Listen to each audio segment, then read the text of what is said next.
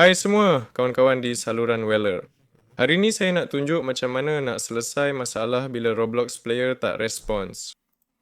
Untuk ni, pilih pemain kita, yang kita guna main, buka lokasi fail, klik sifat, keserasian, matikan skrin penuh dan jalan sebagai admin.